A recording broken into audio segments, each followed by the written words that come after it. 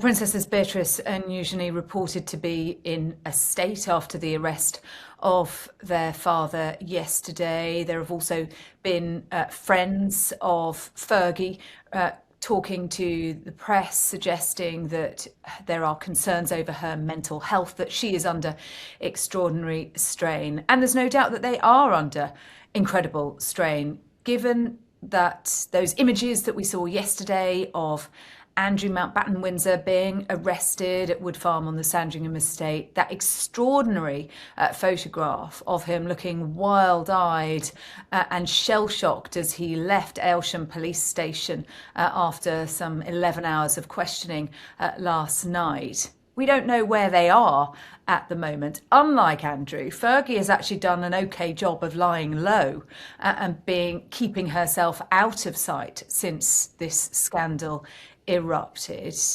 not riding around on a horse around Windsor Great Park, for example.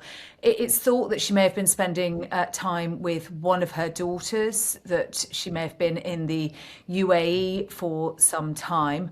What she does next, though, it remains to be seen, because there's been a lot of discussion and suggestion over recent weeks that she's planning a big comeback, that she wanted to potentially write a book. I don't think that's going to happen now. That she wants to carve out a new career for herself. She needs to make money. But this is what this all comes back to. It's about money and greed. And that is why the Yorks are where they are today.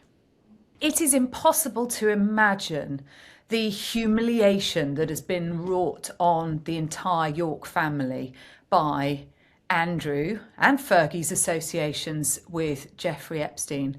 The emails that have come out where Fergie talks in the most personal and cringe-inducing terms about her daughters to a convicted paedophile is just beyond excruciating. And then to see their father arrested yesterday, I mean, it's hard to imagine what is going through their minds right now.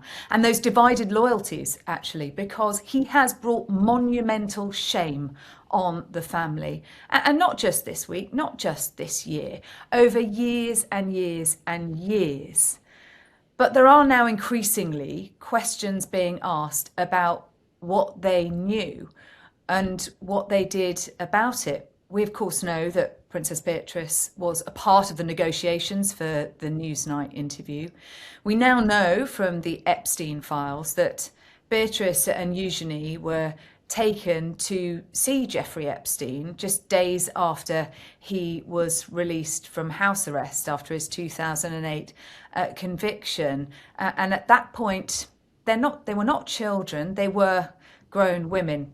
They're now more mature, they have families of their own, they have their own careers. But this stain that their father has brought upon them has spread across the whole family, the Yorks, but the rest of the royal family as well.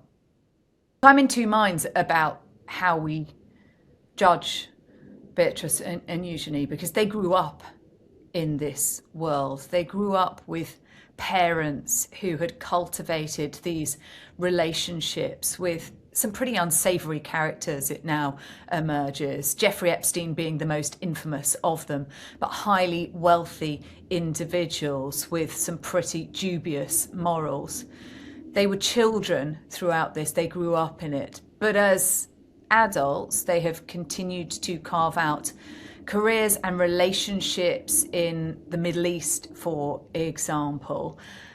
The royal family have been quite careful up until now to keep them within the fold, to very much protect them as young women, as innocent parties in this. But there are increasingly been questions being asked, including by Andrew Loney, who has spent 5 years researching this for his book about the former Duke and Duchess of York, that actually there is a degree of knowledge and potentially that there is more responsibility that should be placed on their shoulders. I don't know. I feel very torn on this, that, you know, if this is your family, these are your parents. You have always been loyal to your parents in a very close family. That has all blown up now. what do you do? And what do you do when you have concerns potentially about mental health issues as well? Can you turn your back because the shame is just so great? It's a very, very difficult question right now. I don't think there's very much sympathy right now for Andrew and Fergie. I think all of our sympathies really should be lying with the survivors of Jeffrey Epstein, who have largely been forgotten in all of this. And even where we are today, we are talking about the arrest of a man on suspicion of misconduct in public office. This is about two powerful men allegedly trading information for their own gain.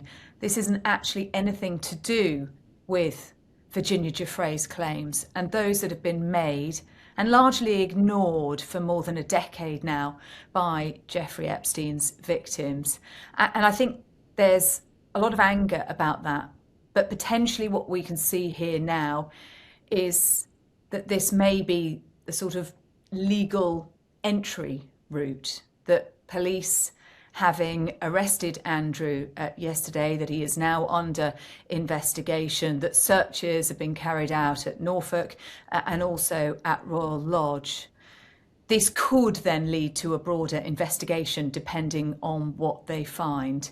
And that could potentially lead to more questions being asked about those very, very serious allegations about sex trafficking by Jeffrey Epstein and what Andrew knew.